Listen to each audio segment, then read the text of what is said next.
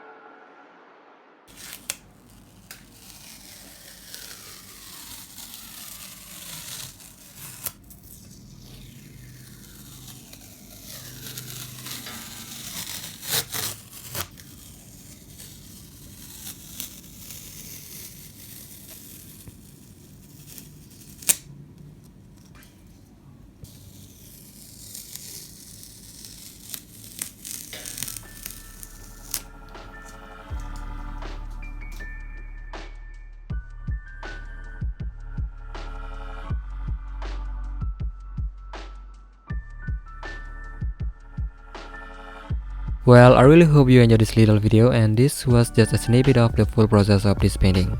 I had a great time painting this, and I hope you had fun watching. I have made a full-length tutorial of this painting for my Patreon site, and I'll be publishing it very soon. So if you want to take a closer look at my painting technique, you can hop on over to my Patreon site where you can take a full-length video with voiceover and the reference photo that I used. For more info about it, check out the link in the description box down below.